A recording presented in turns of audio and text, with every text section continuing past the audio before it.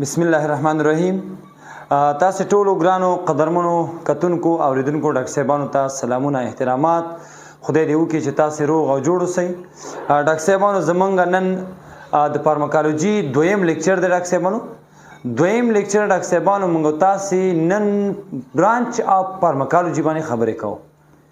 برانچ اف فارماکالوجي یا د فارماکالوجي د علم څانګې وایو. ډاکټر صاحبانو لکه څنګه چې یو نیالګی یو ونه څانګې لري، نو داسې ډاکټر صاحبانو هر علم څانګې لري او هر څانګه یو خاص شي څخه بحث کوي. نو نن موږ تاسو ډاکټر صاحبانو نن برانچ اف فارماکالوجي یا د فارماکالوجي د علم څانګو باندې خبرې کوو. نو ډاکټر صاحبانو مخکې له دې چې زه تاسو ته د څانګې مکمل ټولې تشریح کوم، زه تاسو یوازې ډاکټر صاحبانو په یو شارټ کلیپ کې په یو لنډ ویډیو کې ډاکټر صاحب تاسو اول د دې نومونو سره بلدوم. ډاکټر صاحبانو شارټ کلیپ کې اول موږ تاسو د دې ډاکټر صاحبانو د نومونو سره بلدتیا پیدا کوو. اول ډاکټر صاحبانو اوله څانګه د فارماکالوجي د علم اوله څانګه چې ده هغې ته ډاکټر صاحبانو فارماکوکینیټیک وایي.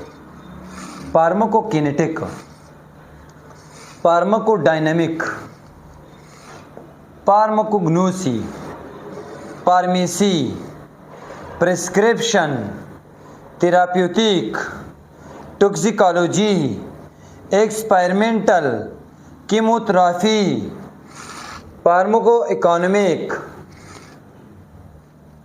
فارماکو اپیډیمیالوجي، فارماکو ویجیلنس او کلینیکل فارماکالوجي. ډاکټر صاحبانو 14 څانګې لري. تقریبا ډاکټر صاحبانو فارماکالوجي علم 14 څانګې لري.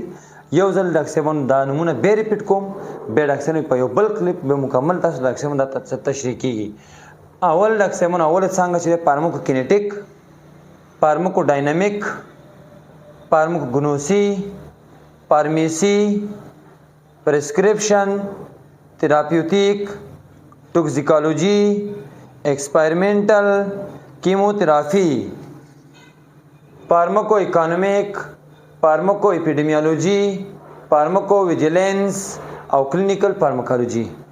ډاکټر صاحبانو دا زموږ ستاسې تقریبا 14 څانګې دي. 14 څانګې دي د فارماکالوجي. اوس په هر یو باندې تفصیلي خبرې کړو ډاکټر صاحبانو. خوښ خوشحاله او آباد اوسئ.